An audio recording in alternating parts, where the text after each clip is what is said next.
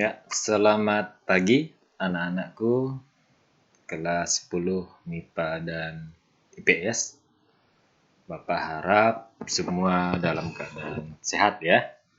Jadi hari ini Bapak akan mencoba menyampaikan materi menggunakan video. Mungkin ini sudah pernah atau sering kalian dapatkan di pelajaran-pelajaran lain atau mapel-mapel lain. Namun ini supaya memudahkan saja interaksi antara kita, Bapak dan kalian. Secara khusus karena bukan hanya teks saja yang tersampaikan, namun Bapak mencoba menyampaikan dengan kata-kata. Nah ini cukup berbeda sebenarnya. Jadi begini, secara teknis nanti tampilannya tidak seperti ini. Memang untuk saat ini Bapak ada nampak ini wajah. Tapi nantinya saat penjelasan materi yang tertampil di handphone kalian atau di videonya hanyalah PowerPoint-nya saja dan suara Bapak. Jadi itu dimaksudkan supaya kalian bisa menangkap pembelajaran itu dengan lebih baik karena otomatis apa yang nampak di hadapan kalian di smartphone kalian, di handphone masing-masing itu tangkapannya menjadi lebih besar, baik dari teks maupun jika ada gambar. Nah, kebetulan di kelas 10 ini tidak ada gambar ya.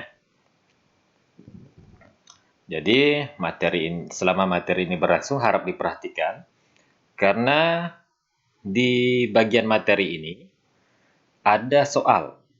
Jadi ada penugasannya dihubungkan dengan materi kita. Itu ada di dalam PowerPoint ini.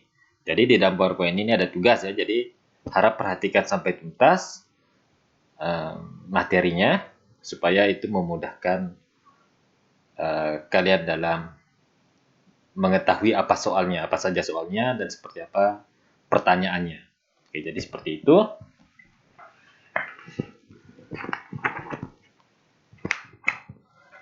Jadi kita mulai saja materi kita hari ini.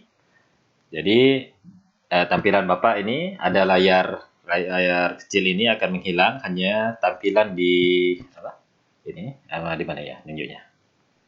Di sini ya. Di sini di desktop ini itu yang nampak. Jadi ini juga perdana untuk di kelas 10 Bapak melakukan menggunakan video. Jadi silakan disimak baik-baik materinya.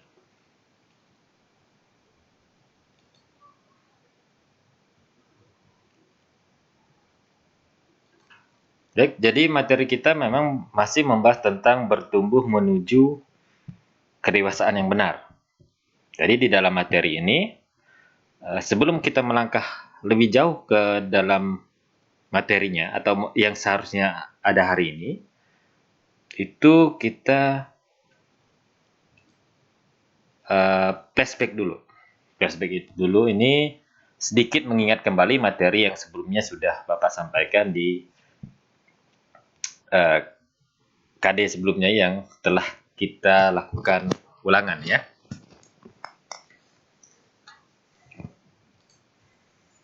Jadi di flashback ini ada beberapa hal penting yang akan Bapak ulas. Yang pertama itu mengenai pengertian istilah. Jadi pengertian istilah yang dimaksud di sini ya pengertian istilah remaja ya, remaja dalam pertumbuhannya. Yang kedua adalah ciri umumnya. Dan yang ketiga adalah dasar Alkitab dan contoh tokoh Alkitab. Ini flashback saja, jadi tidak mendetail seperti materi yang seharusnya disampaikan. Ini hanya supaya kalian mampu mengingat kembali, karena beberapa hal ini Bapak perhatikan di ulangan yang kemarin, masih banyak di antara kalian yang belum mampu untuk menyelesaikan ulangannya dengan baik.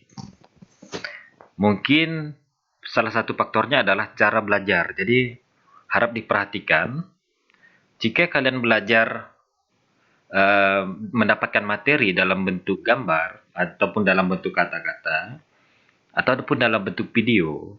Jadi hanya jangan ditonton saja, jangan dilihat, tapi usahakan pindahkan itu ke dalam buku kalian, dicatat ulang, diambil poin-poin yang penting. Jika meragu, kembangkan, kan ada internet, bisa dicari tahu lebih jauh seperti apa, dan seperti apa. Jadi itulah gunanya konsep guru itu membimbing, memberi dasar, kalian bisa mengembangkan diri. Karena di masa seperti ini, apalagi kita tidak tatap muka, pengembangan diri itu merupakan suatu aspek yang sangat-sangat penting. Dengan waktu yang terbatas, tatap muka yang tidak terjadi, maka kalian mendapatkan ilmu itu sangat sedikit. Oleh karena itulah diharapkan kalian harus mampu mengembangkan diri lebih jauh lagi. Jadi seperti itu ya. Baik, dari pengertian istilah kita mengenal pengertian remaja. Beberapa tokoh yang pernah kalian catat, itu yang pertama itu Sigmund Freud. Ini menjelaskan tentang definisi remaja sebagai suatu masa untuk mencari hidup seksual yang mempunyai bentuk yang definitif.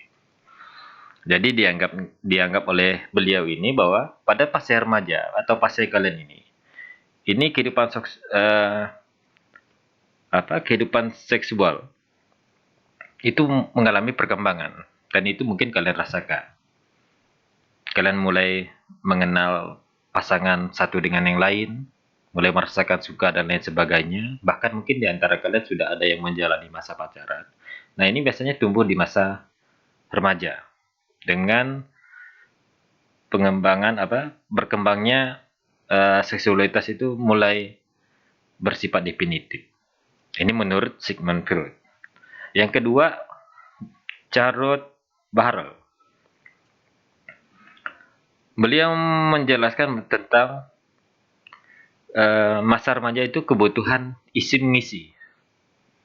Di sini beliau menjelaskan bagaimana kalian pada masa remaja itu saling membutuhkan. Biasanya yang ada adalah kalian mencari teman yang biasanya kalian anggap sahabat, atau mungkin kelompok-kelompok, mulai menggabungkan terhadap kelompok yang lain. Itu saling mengisi antara satu dengan yang lain. Nah, itu terjadi pada masa remaja. Yang ketiga adalah Sprenger. Sprenger lebih memperhatikan dari sudut kejiwaan. Jadi pada masa remaja, beliau menjelaskan tentang pertumbuhan kejiwaan itu sangat-sangat fundamental. Sangat-sangat mendasar sekali di masa remaja ini. Dari aspek kejiwaan ya. Kemudian yang berikutnya adalah Hofmann. Hofmann menggambarkan tentang masa remaja sebagai masa pembentukan sikap-sikap terhadap segala sesuatu yang dialami individu. Jadi pertumbuhan dari aspek sikap, dari segi etika dan attitude dan sebagainya, itu mulai dialami, mulai tumbuh juga pada masa remaja seperti sekarang ini. Dan yang terakhir adalah G. Stanley Hall atau G. Stanley Hall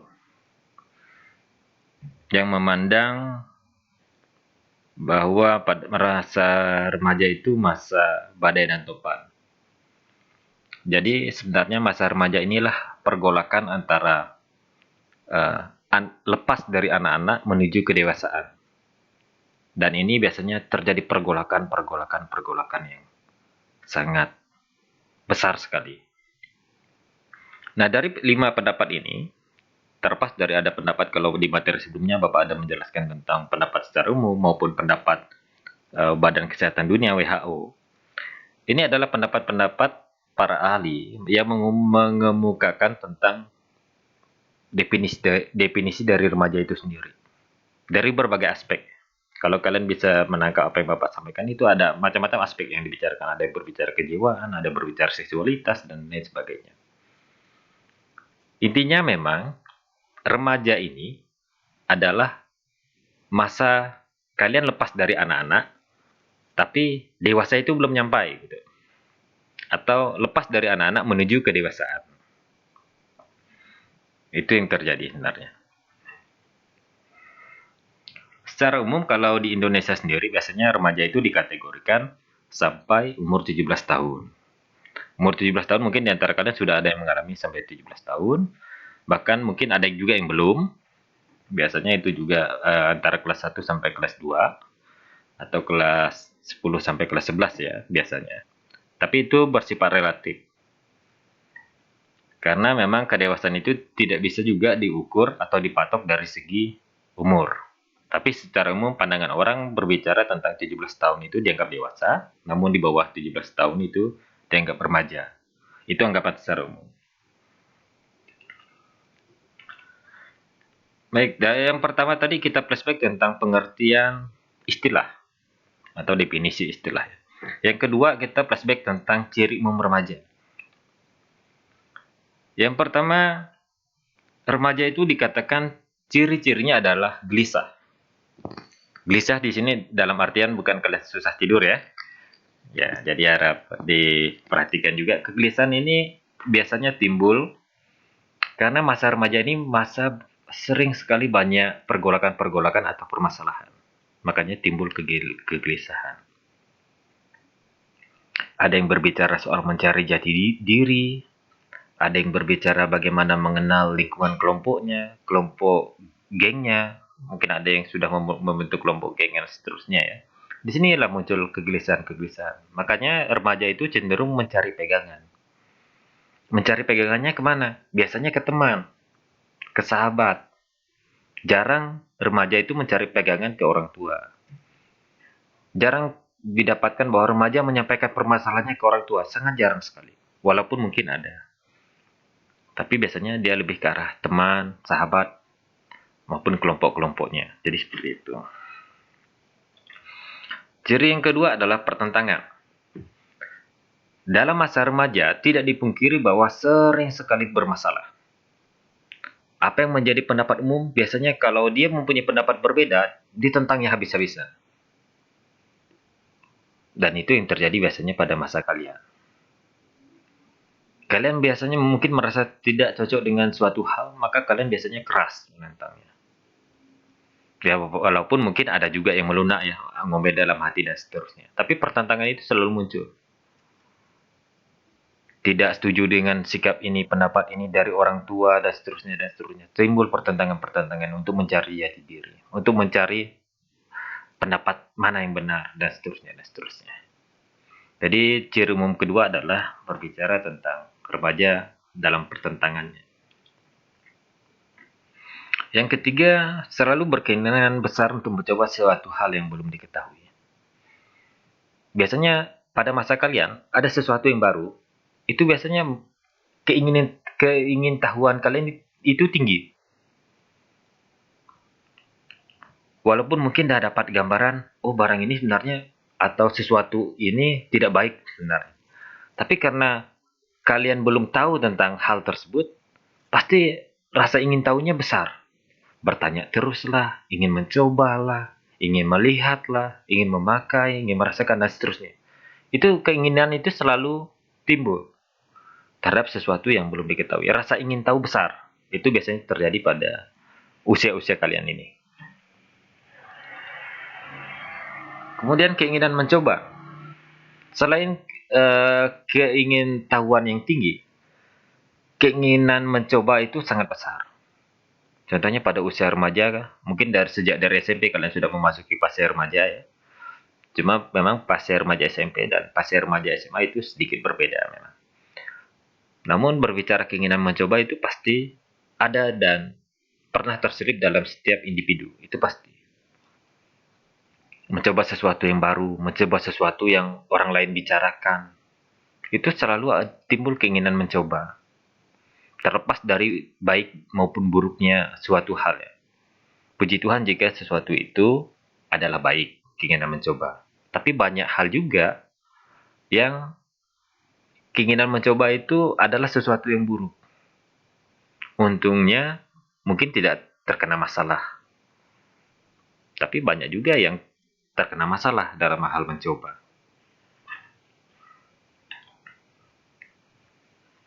Kemudian keinginan menjelajah ke alam sekitar pada remaja itu lebih tinggi, lebih luas. Ini bisa kalian rasakan bahwa di dalam kepramukaan atau berbicara sesuatu yang tentang pengelompokan dan alam, itu minat remaja pasti lebih tinggi. Makanya biasanya kalau remaja sudah ada kelompoknya mengajak ke satu tempat, yuk kita touring kemana, itu tanpa pikir panjang pasti biasanya mengiyakan. Karena remaja itu keinginan menjelajah alamnya sangat tinggi sekali. Dan biasanya di kepramukaan minatnya besar biasanya. Karena berbicara juga tentang alam. Berbeda dengan orang tua. Kalau orang tua yang sudah dewasa biasanya diajak kemana seperti itu. Misalnya diajak ke daerah mana atau touring atau apa yang mungkin masih mikir 7-8 kali lah. Tidak serta-merta mengiyakan. Tapi kalau remaja itu biasanya tanpa pikir panjang mengiyakan. Kemudian ciri umum remaja lain adalah menghayal dan berfantasi. Bapak tidak menghakimi, tapi kemungkinan besar di antara kalian pasti pernah menghayalkan sesuatu atau berfantasi tentang segala sesuatu. Itu umum terjadi, karena itulah ciri-ciri yang terjadi pada masa kalian ini. Entah menghayal tentang apa, atau berfantasi jadi siapa, itu biasanya pada masa remaja. Makanya tidak heran juga pada masa remaja-remaja ini, mungkin sering kalian mendapatkan satu dengan yang lainnya itu duduknya sendiri, termenung, tak seperti mikir apa gitu. Jadi itu sebenarnya memang lumrah sebenarnya. Tapi semua ini dalam batas lumrah, jika itu wajar-wajar saja. Tapi kalau sudah terlalu itu bahaya juga. Misalnya remaja terlalu gelisah, atau bertentangan, atau berkeinginan mencoba, atau rasa ingin tahu terlalu besar, itu bahaya juga. Jadi selagi tidak terlalu besar ya wajar-wajar saja, itu dia masih dianggap lumrah lah. Nah, yang ketujuh yaitu berbicara tentang aktivitas kelompok. Ini sudah pasti banyak di antara kalian sudah besar dan hidup dengan kelompoknya masing-masing. Pada masa remaja mulai mencari teman segeng, teman yang dianggap sama pemikirannya, teman yang dianggap sama prinsipnya, teman yang dianggap bisa menjadi tempat curahan hati, teman yang dianggap bisa menjadi tempat meluapkan segala sesuatu. Itu terjadi pada masa remaja ini. Aktivitas kelompoknya sangat tinggi. Kalau kalian sering lihat di berita, misalnya berbicara geng motor saja ya. Geng motor itu memang ada orang dewasa dan ada remaja. Tapi mengapa yang sering bermasalah itu remaja? Karena remaja tadi pada poin penjelasan di sebelumnya, baik itu kegelisahan, pertentangan, keinginan tahuan, keinginan mencoba itu lebih tinggi. Makanya sering terjadi permasalahan. Dan lebih sering disorot adalah remaja. Karena remaja itu mengelompok. Mulai mencari teman yang sama pemikirannya. Mulai mencari teman yang bisa diajak kompromi. Jadi itu ciri umum remaja. Oke, yang ketiga pada yang tadi ada pengertian istilah, kemudian ciri umum remaja. Yang ketiga berbicara dasar Alkitabiah. Dasar Alkitabiah bisa kalian buka di dalam 1 Korintus pasal 13 ayat 11. Itu berbicara, ketika aku kanak-kanak, aku berkata seperti kanak-kanak. Aku merasa seperti kanak-kanak. Aku berpikir seperti kanak-kanak. Sekarang sesudah aku menjadi dewasa, aku meninggalkan sifat kanak-kanak itu. Nah, inilah yang diharapkan sebagai pondasi kalian sebagai anak-anak Kristen itu melangkah lebih jauh daripada masa kanak-kanak. Kalau kalian pada masa SMP atau SD atau masih anak-anak, itu pola pikir kalian seperti anak-anak. Nah, kalian remaja ini pada masa transisi menuju ke menjadi dewasa, kalian ubah pola pikir. Jangan lagi berpikir seperti sebelumnya. Misalnya sebelumnya egoisnya tinggi, mudah mudah menyerah dan seterusnya, cengeng dan lain sebagainya. Nah, itu tinggalkan, itu fase yang sudah berlalu lah. Karena kalian sudah menginjak masa remaja.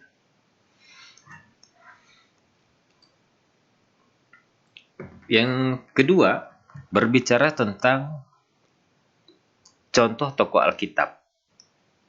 Selain dasar Alkitabiah, tadi ada 1 Korintus pasal 13 ayat 11, juga berbicara contoh tokoh Alkitab yang sudah pada minggu-minggu yang lalu itu Bapak contohkan, yaitu tentang salah satu tokoh Alkitab adalah Samuel yang hidup dalam dibesarkan oleh Imam Eli. Nah, itu bisa mungkin ada, dan juga Bapak jadikan soal di dalam di dalam ulangan yang telah berlalu itu. Ini contoh yang bisa kalian perhatikan bagaimana seorang Samuel yang tidak dirawat orang tuanya karena memang bernazar, itu hidup di bawah bimbingan Imam Eli. Nah, di sini tergambarkan bahwa bagaimanapun baiknya seseorang dalam membimbing, memang hasilnya belum tentu sama baiknya. Contohnya saja anak dari Imam Eli. Karena anak Imam Eli bertingkah nyeleneh, aneh-aneh tingkahnya dan seterusnya. Tapi Samuel tetap lurus berjalan di jalan yang sudah ditentukan oleh Tuhan. Dia bersikap dewasanya lebih hebat daripada anak kandung dari Imam Eli ini. Padahal dia hanya anak yang dititipkan atau anak yang dibesarkan oleh Imam Eli. Karena berdasarkan nazar tadi. Nazar itu janji ya. Jadi jika kita bernazar itu sama dengan kita berjanji. Nah, kalian harus bisa mencontoh atau melihat tentang Samuel ini. Jadi bukan dengan alasan Samuel hidup enak, Pak. Samuel ini karena dibesarkan oleh ini bla bla bla bla. Jadi jangan beralasan seperti itu, tapi cobalah melihat Samuel dari segi aspek dia sebagai Samuel. Dia itu menderita di bawah orang lain. Dia dibesarkan bukan oleh orang tuanya.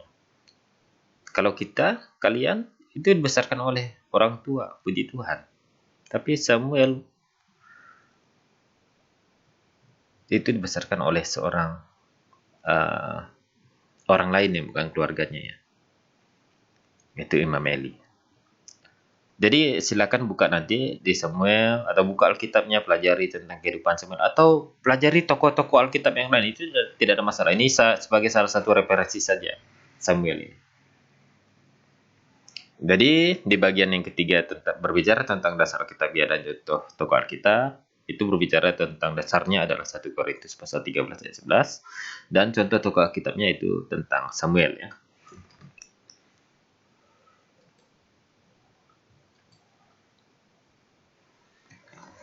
Ya, secara garis besar bisa diambil ditarik seperti garis besar, walaupun bukan kesimpulan, yaitu bahwasanya remaja adalah transisi antara anak-anak dan dewasa. Jadi remaja itu di tengah-tengah ya. Sudah lepas dari anak-anak tapi belum menjadi dewasa. Itu maksudnya remaja.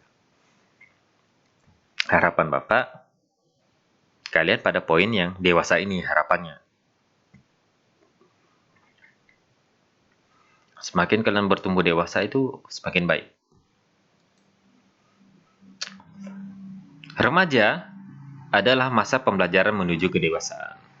Jadi di dalam remaja ini proses pembelajaran itu terjadi, baik itu formal maupun informal. Formal itu kalian dapatkan mungkin di bangku pendidikan, di bangku lembaga-lembaga bimbingan belajar.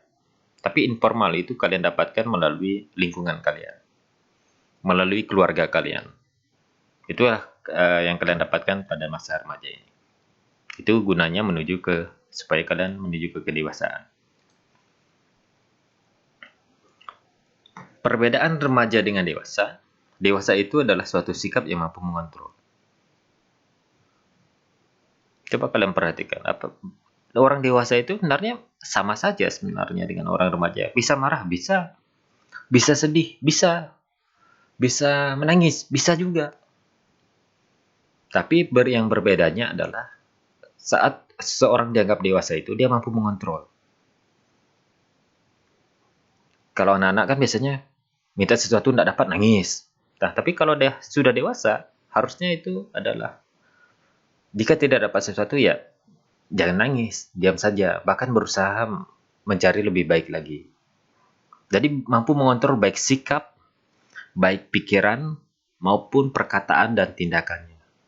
Itu perbedaan antara dewasa dan remaja. Maka harapan Bapak tadi, kalian yang pada fase remaja ini bisa bertumbuh menuju fase kedewasaan. Supaya mampu lebih baik lagi. Kalau yang sebelumnya mungkin susah dalam mengontrol pikiran pada masa remaja ya, harapannya kalian mulai belajar mengontrol pikiran sehingga menjadi lebih baik lagi, dan itulah menggambarkan kalian sudah mulai menuju fase kedewasaan. Baik dari pikiran, perkataan, tingkah laku, dan lain sebagainya ya. Jadi intinya adalah mampu mengontrol. Itu perbedaannya adalah mampu mengontrol. Seperti orang makan. Nah, dewasa ini istilahnya habis piring cukup kalau dewasa. Tapi kalau anak-anak atau remaja, biasanya habis piring tapi dilihatnya masih enak, makan lagi. Nah, seperti itulah kurang lebih kalau dicontohkan.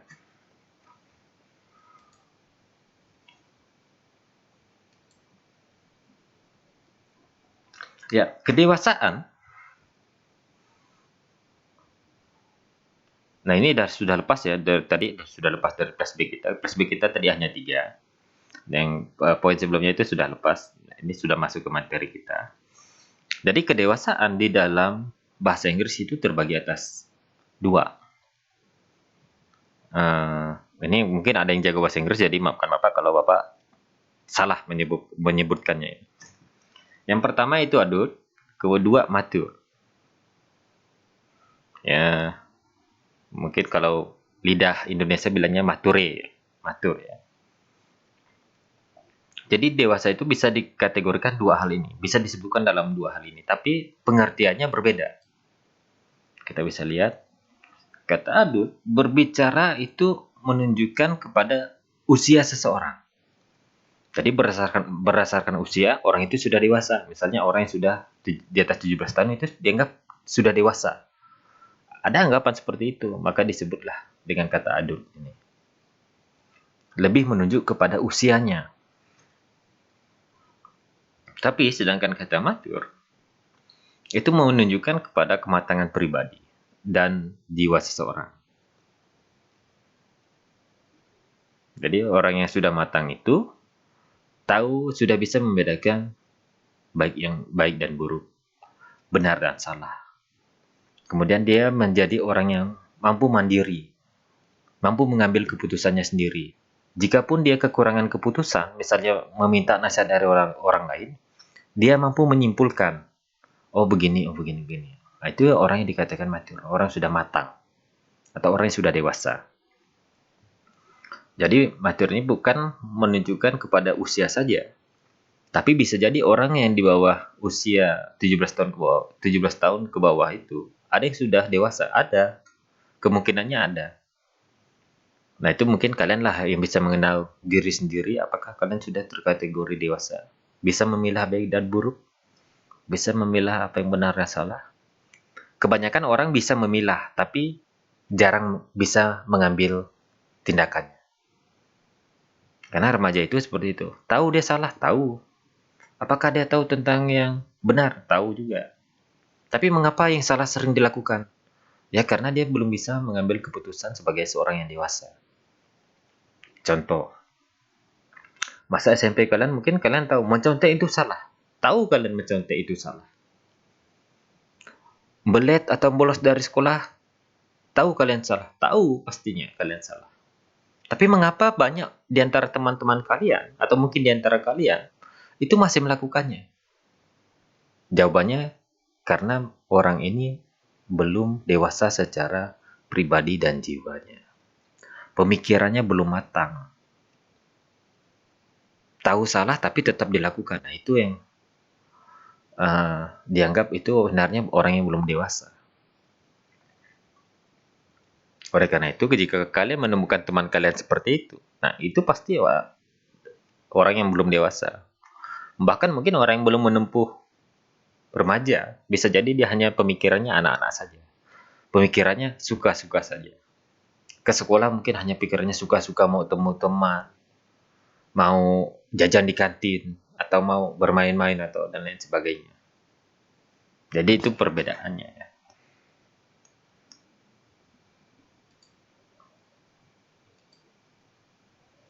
Ya, kemudian kita masuk ke dalam salah satu poin di dalam kedewasaan yaitu mengenal ajaran sesat. Dan ini salah satu yang Bapak tanyakan di minggu lalu.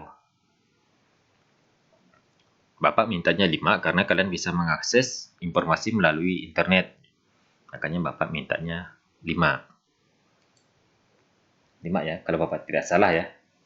Salahnya Bapak tidak megang catatan jadi agak lupa.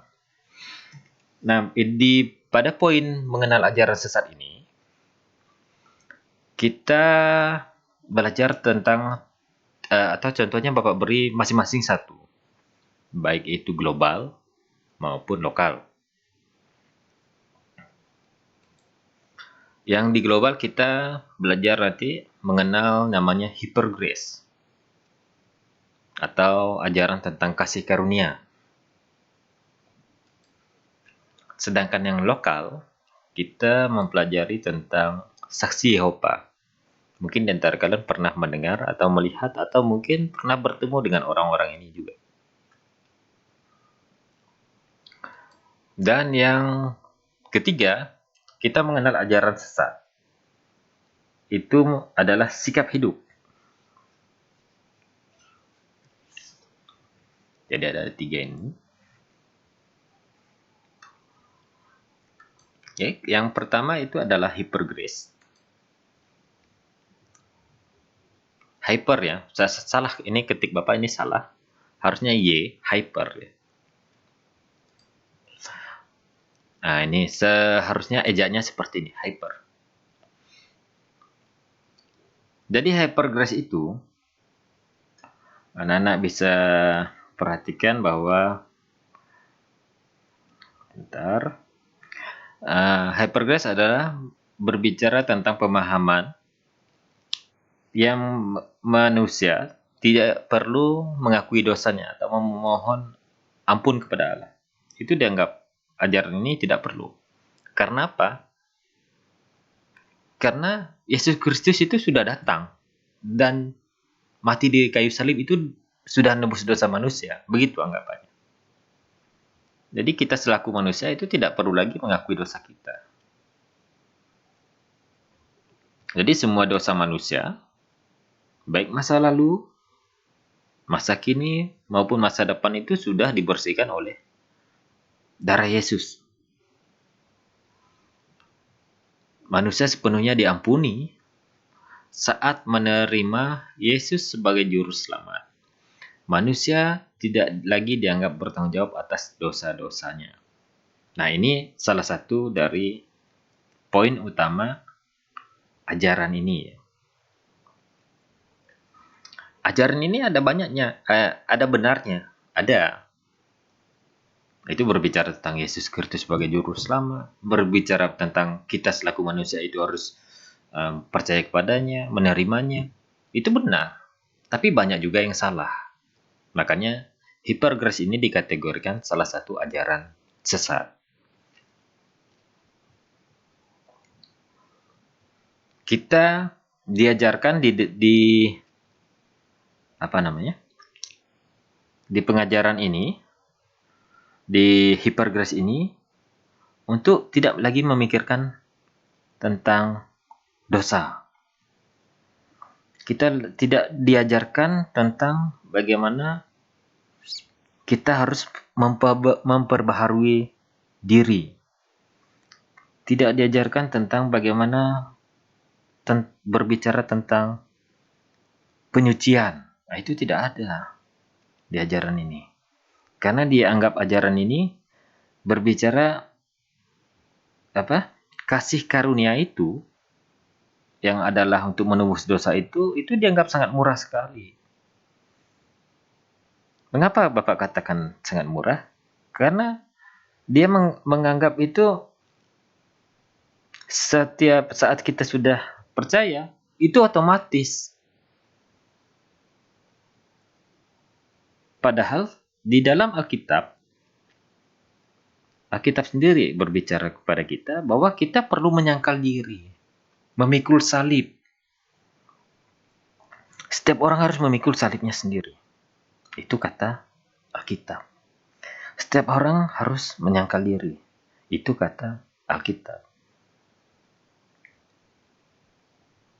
Setiap orang perlu memperbarui diri. Itu kata Alkitab. Makalah kita orang Kristen percaya dan berbicara tentang Roh Kudus.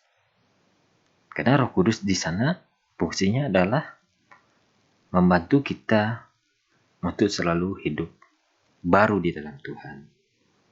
Sedangkan ajaran ini adalah berbicara tentang saat kita percaya, itu otomatis. Tidak ada lagi berbicara pengakuan dosa. Tidak ada lagi berbicara tentang hidup harus benar di hadapan Allah. Pokoknya suka-suka lah. Nah, itu ajaran ini. Nah, mengapa ajaran-ajaran seperti ini berkembang? Karena memang kita ini manusia ini kedagingan kita untuk berbuat dosa itu sangat besar. Maka sesuatu yang salah pasti menarik. Nah, itu yang jadi masalah memang. Tapi harapan Bapak dengan kita sudah dewasa dan bertumbuh di dalam Kristus, kita bisa memilah mana yang baik dan mana yang benar. Mengapa kita mempelajari tentang ini? Ya, supaya kita tahu bahwa ini salah. Jangan sampai kita terjerumus, karena selain hipergrace ini, banyak sekali ajaran-ajaran lain yang sepertinya hebat. Sepertinya bagus. Tapi sebenarnya membawa kita ke jurang neraka saja. Jadi harap dipilah baik-baik ya kalau kalian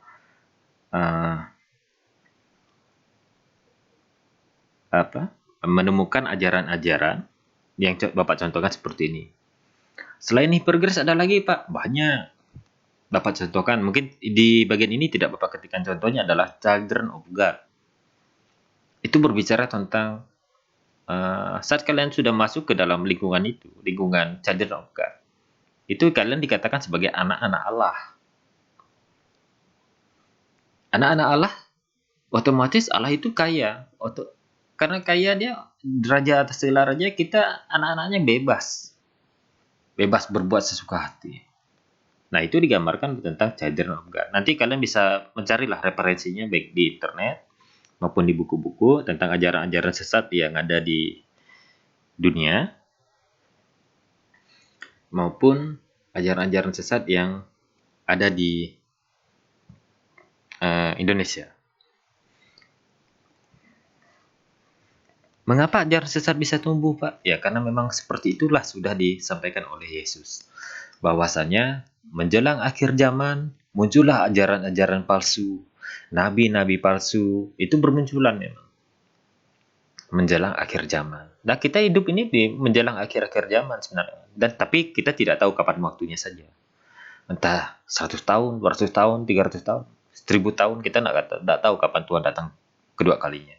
Tapi kita dikatakan kalau melihat contoh-contoh kehidupan yang saat ini itu sudah mulai seperti contoh-contoh mendekati akhir zaman. Mulai muncul ajaran palsu, nabi-nabi palsu, ajaran sesat yang sepertinya bagus, cuma membawa kita ke jurang kesesatan. Itu banyak sekali muncul. Jadi harapan Bapak dengan kalian mengetahui seperti ini, kalian bisa memilah mana yang benar. Kalau kalian sudah tahu mana yang benar, ya salah itu jangan diikuti, jangan bergabung di dalamnya. Yang kedua, ini lokal, yaitu berbicara saksi Yehova. Jadi saksi Yehova ini sebenarnya global juga. Cuma ini yang sedikit heboh di Indonesia, makanya Bapak masukkan dia ke dalam yang lokal. Saksi Yehova termasuk di Sintang sendiri ada ya. Di Sintang sendiri ada. Dia biasa berdiskusi, datang ke rumah orang Kristen itu sering, pasti. Tapi kalau yang bukan orang Kristen dia nggak mau datang. Bapak juga nggak tahu alasannya. Karena Bapak sendiri secara pribadi, kami di rumah sekeluarga pernah juga berdiskusi dengan kelompok saksi Yehova ini. Diskusinya panjang sampai waktu itu 3 bulan lebih, Bapak tidak salah. Nah, oleh karena itu, di sanalah Bapak sedikit mengenal tentang gambaran saksi Yehova ini. Dan untuk diketahui, saksi Yehova ini mendasari diri dari Yesaya ya. Yesaya pasal 43 ayat 10 sampai 12 itu berbicara tentang saksi. Inilah saksi-saksiku. Jadi seperti itu. Ada berbicara tentang saksi. Mereka menamai diri mereka saksi Allah. Saksi Yehova. Sebenarnya Yehova itu berawal dari dikatakan ada berbicara di Alkitab itu, di Yesaya itu berbicara tentang Tuhan. Tapi karena memang orang pada masa itu mengagungkan Tuhan dengan tidak berani menyebutkan namanya, Yehova. Jadi disingkat YHWH. Kalian mungkin di gereja mungkin sudah ada pernah mendapatkan gambaran ini tentang YHWH. Jadi berawal dari itulah ceritanya saksi ini muncul. Dan untuk diketahui, saksi Yehova ini seperti Bapak poin yang kedua yang Bapak jelaskan di sini. Secara ketatanegaraan kita, dia tergolong sebagai Kristen. Jadi saksi Yehova itu termasuk dalam Kristen. Kalau di negara kita ya, dia termasuk bagian Kristen. Memang dahulu itu tahun 70-an, Bapak lupa tepatnya kapan, sempat dia dikatakan sekte sesat, sempat dilarang, sempat diizinkan, kemudian dilarang lagi. Referensinya mungkin bisa kalian dapatkan di internet, itu banyak sekali tentang saksi Yehova, kapan dia dilarang, dan seterusnya. Terakhir informasinya Bapak dapat adalah dia memang bagian dari, dianggap oleh negara itu sebagai Kristen. Namun orang Kristen lebih menyebut saksi Yehova ini sebagai sekte sesat atau bidah. Jadi orang Kristen sendiri secara umum tidak menganggap bahwa saksi Yehova itu adalah Kristen. Tapi secara ketatanegaraan saja, saksi Yehova disebut Kristen. Jadi itu harap dipahami dan bisa dibedakan. Saksi Yehova punya gereja Pak? Punya rumah ibadah nggak? Punya. Ada juga mereka. Bapak lupa istilahnya apa, tapi di sini ada, dia letaknya di Bani kalau Bapak tidak salah. Untuk di Sintang ya. Saksi Yehova punya Alkitab Pak? Punya. Mereka juga punya. Bentuknya sama bentuknya. Tapi yang membedakan adalah Alkitab mereka dicetak oleh kelompok mereka sendiri. Bukan LAI. LAI itu Lembaga Alkitab Indonesia ya. Kalau kalian buka Alkitab kalian itu pastinya dicetak oleh LAI atau diterbitkan oleh LAI. Itu lembaga resmi yang mencetak Alkitab. Jadi kalau kalian cek Alkitab kalian masing-masing bukan LAI yang penerbitnya, itu dipertanyakan. Mengapa dipertanyakan? Karena begini, takutnya karena Alkitab itu kan saduran atau terjemahan dari bahasa lain. Bahasa lain yang Bapak maksud mungkin ada yang terjemahan dari bahasa Inggris, ada yang terjemahan dari bahasa Ibrani langsung, atau bahasa Yunani langsung. Itu kan terjemahan. Jadi, kalau acuannya adalah LAI ini adalah lembaga yang memang diisi oleh organisasi gereja yang sudah diakui. Jadi terjemahannya itulah yang dianggap sebagai terjemahan yang benar. Takutnya jika kita menggunakan Alkitab bukan versi yang diterbitkan oleh LAI atau Lembaga Alkitab Indonesia, takutnya kita mendapatkan terjemahan yang salah. Karena takut mendapat terjemahan yang salah, bisa jadi kita tersesat. Nah, itu yang ditakutkan. Oleh karena itulah di bagian ini juga Bapak ingin menegaskan bahwasanya jika kalian beribadah, bawalah sebisa mungkin Alkitab. Kan tidak berat sebenarnya. Bawa Alkitab. Bawa Alkitab tidak berat. Bawa saja yang fisik itu. Itu sudah pasti. Karena yang di handphone kalian itu belum tentu Alkitabnya bersertifikasi. Andai kata ada orang yang membuat aplikasi Alkitab untuk handphone, kemudian dia membuat kata-kata yang salah sehingga kita menjadi sesat. Nah, kan jadi masalah. Oleh karena itulah amannya itu sebenarnya adalah membawa atau menggunakan Alkitab yang memang Alkitab. Makanya Bapak tidak menyebut yang di handphone itu Alkitab. Bapak hanya menyebutnya sebagai kitab elektronik. Memang Alkitab kitab elektronik itu bermasalah terkadang, tidak dipungkiri, dan itu pasti. Apalagi kalian yang masa remaja ini. Judulnya ibadah, bawa HP, bawa handphone. Kalau ditanya orang rumah, kenapa tidak bawa kitab? Sudah ada di handphone. Pas di gereja, Bapak pendetanya minta buka kitab sekian, memang dibuka, tapi hanya sekilas. Selanjutnya mungkin buka Facebook lah, buka Instagram lah, lihat status kawan lah, macam-macam lah. Karena godaannya besar sekali. Dan itu tidak dipungkiri. Mungkin kalian yang sekarang mendengar Bapak berbicara, mungkin ya senyum-senyum sendiri kalau kalian pernah mengalaminya. Tapi seperti itulah gambarannya memang, realnya. Itu berbicara tentang kitab. Kemudian Saksi Yehova adalah memiliki doktrin tentang Tritunggal yang berbeda dengan Kristen pada umumnya. Nah, ini berbeda. Kita mengenal asas Tritunggal. Dia ada Tritunggal enggak, Pak? Saksi Yehova. Ada juga, cuma beda. Nah, itu yang hati-hati. Sebenarnya kalau sudah beda ya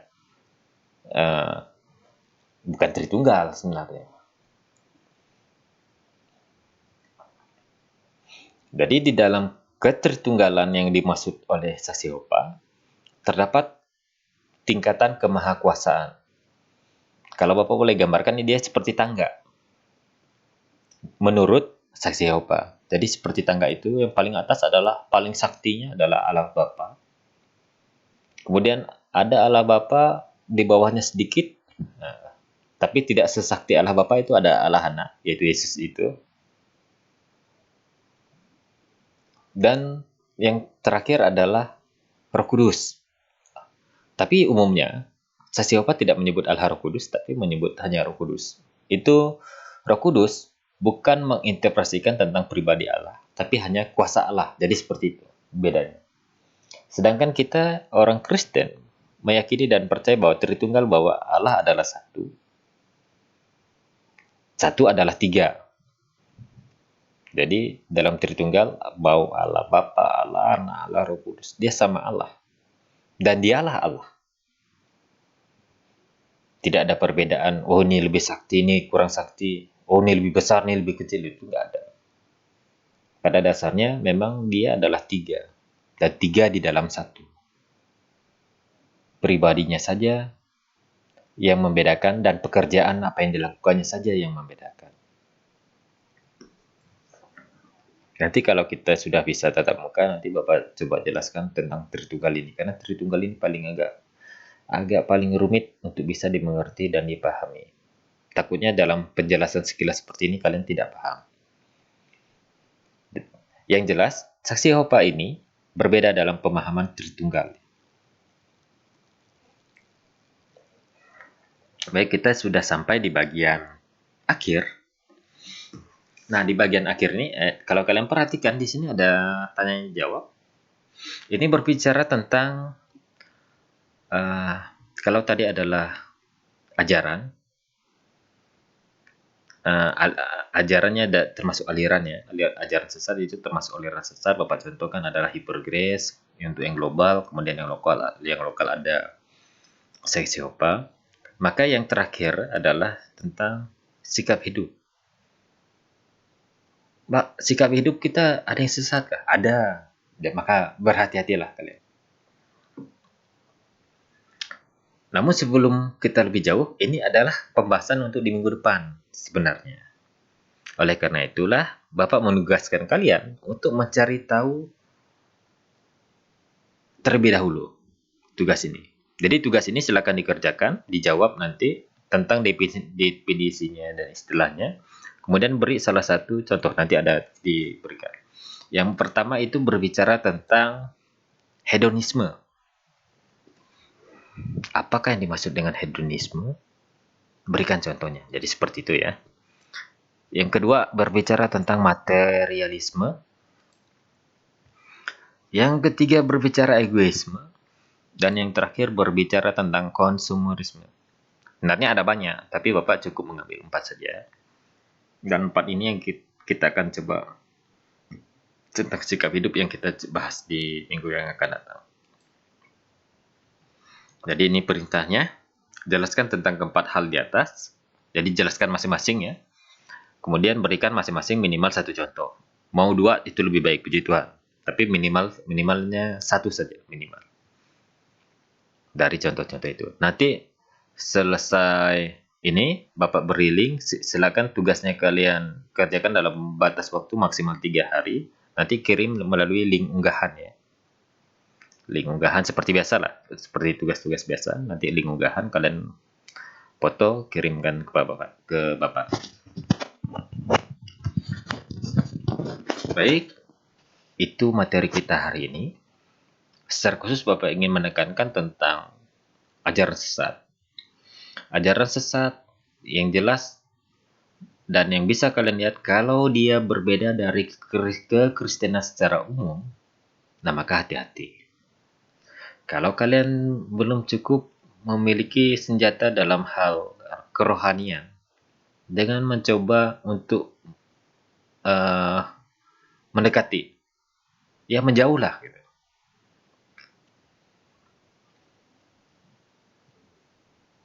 Misalnya berbicara tentang asas secara umum ya, berbicara tentang Yesus Kristus adalah Tuhan dan Juru Selamat.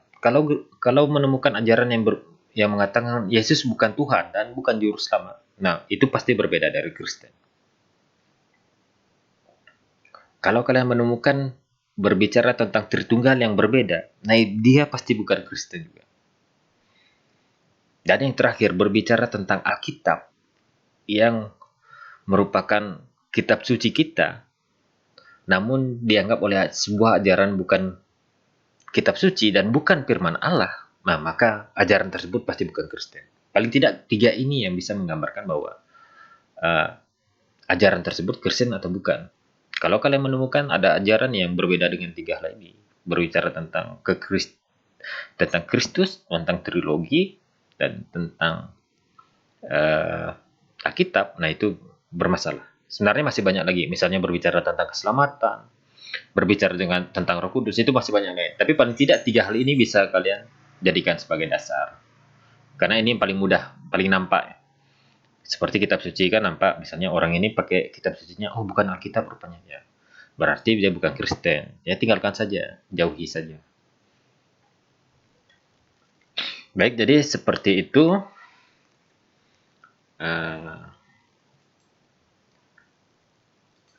Ya. Jadi ini sudah nampak lagi ya. Jadi ada 4 poin. Agak bingung kalau menunjuk di sini. Di mana ya? Di sini ada 4 poin 4 hal yang harus kalian jawab, menjelaskan, kemudian beri salah satu contoh. Ya, di minggu lalu puji Tuhan Bapak bisa bertemu beberapa orang dari antara kalian di kelas 10, itu di kelas 10 MIPA. Namun tidak semua karena waktu yang mepet, Bapak tidak sempat ke 10 IPS. Tadi hanya sekilas saja Bapak mengenal kalian, dan Bapak harapkan bisa mengenalkan lebih baik lagi. Oke, jadi ini akhir dan penutupnya. Jangan lupa selalu jaga kesehatan, berolahraga secara rutin ya, menjaga vitalitas kalian. Kemudian dalam hal beribadah, jangan pernah kendor, selalu bersyukur. Kemudian jika berbicara hal ibadah jangan kendor, artinya kalian harusnya dalam pengumpulan tugas catatan ibadah itu harus lebih baik lagi. Serta yang terakhir menyangkut tentang keberlangsungan kita hidup di masyarakat, patuhilah protokol kesehatan. Jika bepergian ke tempat atau tujuan berbeda, ya patuhi protokolnya. Ada cuci tangan. Kalau menggunakan sanitizer, gunakan sanitizer. Dan jangan lupa selalu menggunakan masker. Karena sebenarnya dengan kalian menggunakan masker, bukan hanya kalian melindungi diri sendiri maupun orang lain yang berbicara kepada kita, tapi juga melindungi orang-orang yang di rumah. Saat kita bepergian, maka kita melindungi orang-orang yang di rumah supaya mereka juga terhindar dari pandemi COVID-19. Baik itu akhir dari materi kita melalui video ini. Jadi jangan lupa silahkan nanti dikerjakan, kemudian diupload tugasnya maksimal 3 hari dari hari ini. Sampai jumpa, dan Tuhan Yesus memberkati kalian semua. Amin.